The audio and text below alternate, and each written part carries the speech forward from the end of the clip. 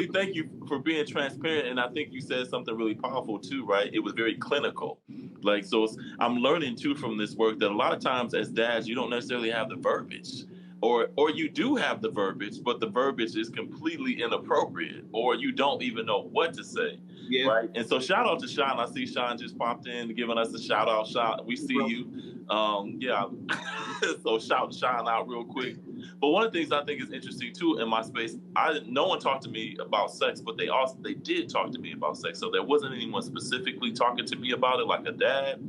But I was centered around men a lot. And so I was centered around men in barbershops. I was centered around men after hours. I was centered after like 6 o'clock, 7 o'clock when men were coming home from work. The men in my life did construction work a lot. And so that was the after hours where you pop a beer, you're fishing.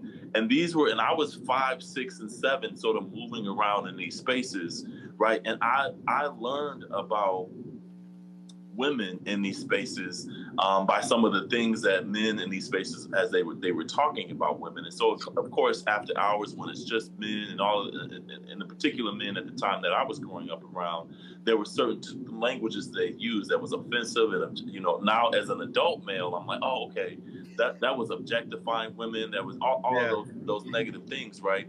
And I remember to myself, hearing these things and saying, oh, if you've got a bump on your face, that means it's time for you to start having oral sex. So like these crazy ideologies, as a little boy moving in spaces with men, you start to pick up like, oh, okay, this is what sex is. And then we look at the 21st century, you don't need to be around a group of men to pick it up. It's now as accessible as your phone or your tablet. Or your game system. So it really does require us as men in the space of fatherhood, of being an uncle or grandparent, to really learn the proper language, because they are picking up the information. It's really what happens when they get it and how they're able to like really unpack it and understand it.